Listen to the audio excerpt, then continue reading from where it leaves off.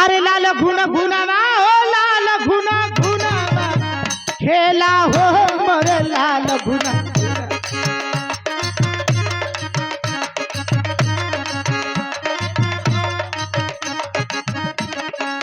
लाल घुना घुनावा हो लाल घुना घुनावा लाल घुना घुनावा हो लाल घुना घुनावा खेला हो मोरे लाल घुना घुनावा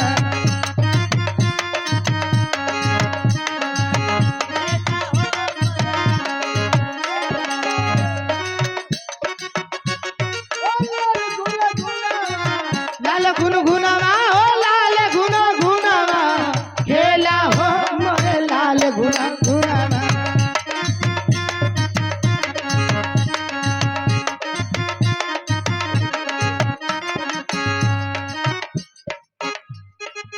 खेलत गईले पापा के गोदिया हो पापा के गोदिया खेलत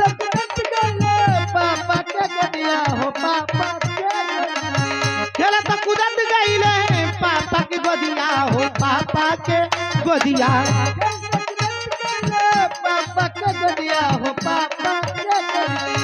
पापा को सैया हो लाल घुना घुनावा पापा को सैया हो लाल घुना घुनावा खेला हो मोरे लाल घुना घुना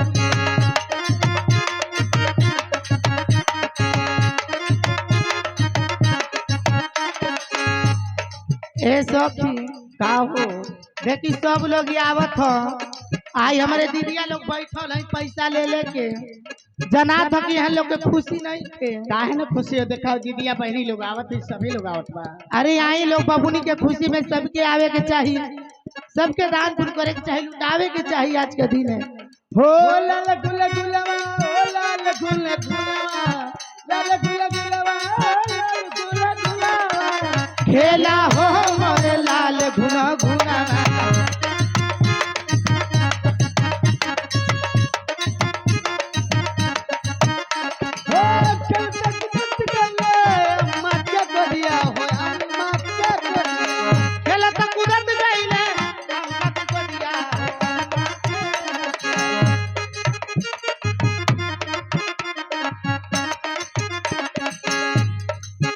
अम्मा गुसैया हो लावे घुना घुनावा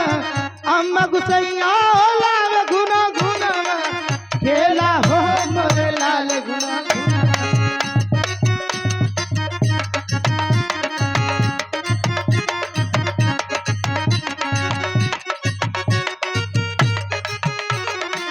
लाल घुना घुनावा हो लाल घुना घुनावा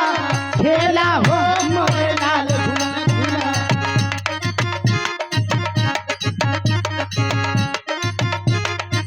लेकिन यही में कोहे के बा अरे बहुत रुपया पुरस्कार पूरे परिवार की तरफ से आइल बा बाबूनी के शुभ आशीर्वाद बा अच्छे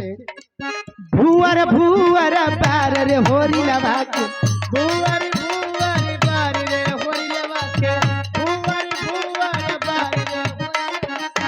भुवर भुवर पार रे होरी लवा के भुवर बार रे होई लेवा के भुवर भुवर पार रे होरी लवा के भुवर भुवर पार रे होरी लवा के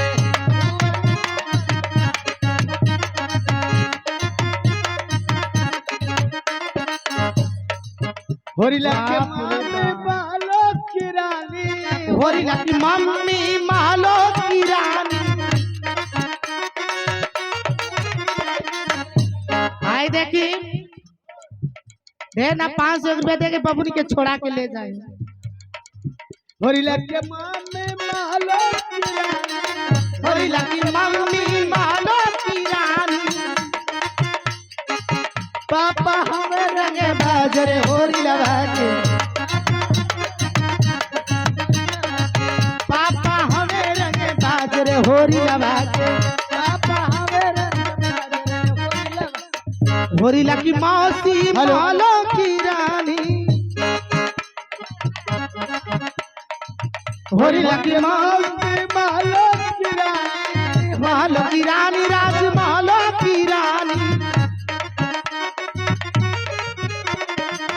मौसा हमें रंगे बाज रे होरी लगा के ऐसा हमें रंग बाज रे गोरिया।